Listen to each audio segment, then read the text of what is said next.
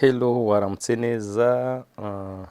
Nongere nkushimire nanone kuba uri kureba iyi video.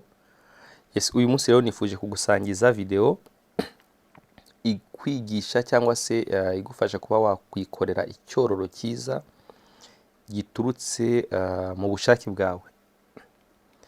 Tuzi ubwoko bwinshi bw'inkoko nuko kuba buriho bwinshi n'ubwagiye buremwa. Iyo urebye nk'izi nkoko z'inyama, ukareba zino nkoko zitera amagi, hari n'ubundi bwoko bwinshi. Aha rero ndashaka kugira ngo mufashe kugira ngo nawe ube wakwiremera icyororo bitewe n'intego wifuza. Intego ya mbere kuri jyewe mu kuba nakwiremera icyororo, hari karite y'inyama twifuza. Urumva ntabwo tugifite za nkoko z'inyarwanda dusangamo uburyohe ariko zigatinda gukura. Ariko nanone n'izo nzungu ntiturimo, bidusaba kuzigura ku bantu bazifite. Ibyo rero kugira ngo wiremere icyororo, reka nguhe urugero. Nk'Abagande bafite izisatira kuba inyarwanda bita Kenyege.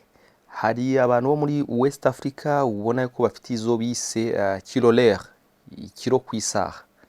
Ni inkoko zikura zigakura zikageza mu kiro kimwe n'amagarama 500 mu gihe cy'amezi abiri n'igice.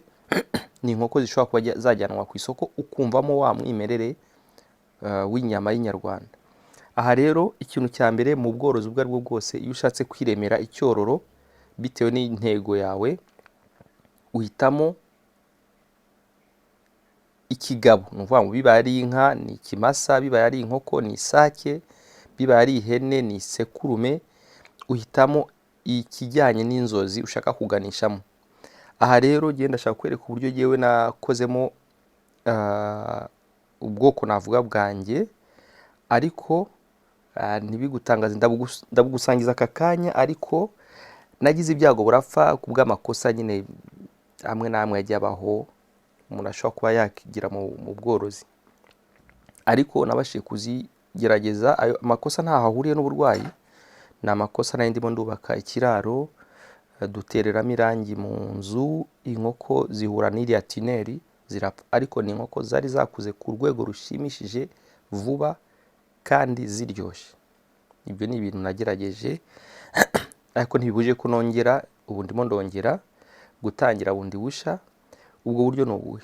Tuzi inkoko y'inyama yuko mu gihe cy'ukwezi, iminsi 45, iba ifite hafi ibiro 2. Ufashe ino nkoko y'inyama ugatoramo amasake meza, ukayareka agakura, ukayarinda kugira umubyibuho munini cyane. Ni ukuvuga ngo ni ukuyagaburira mu buryo busanzwe, ukayareka agakura. Iyo abyaranye n'izindi nkoko izo arizo zose, hazamo pourcentage nini yo gufata masse, kuba zafata ibiro.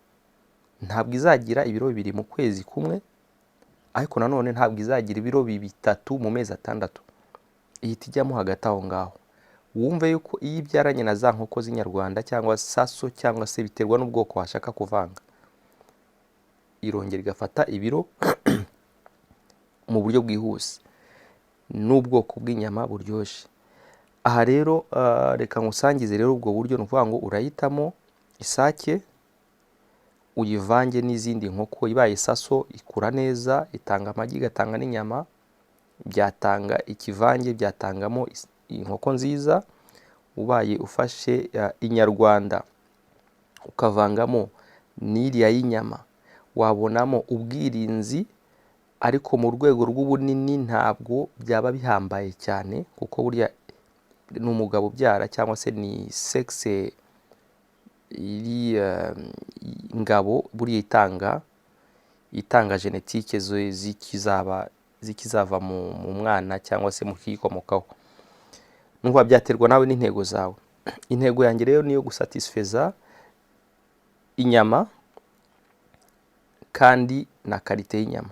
Aha rero jyewe ndifuza kuba nakwereka uburyo ki ndimo ndategura amasake, nkayashyira mu mashini, imashini ikazavamo imishwi ku buryo bufatika.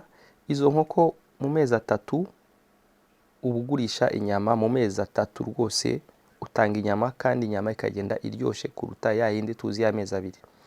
Nzagenda mbereka izavutse umunsi ku wundi nimunifuza kumva n'uburyohe bwazo.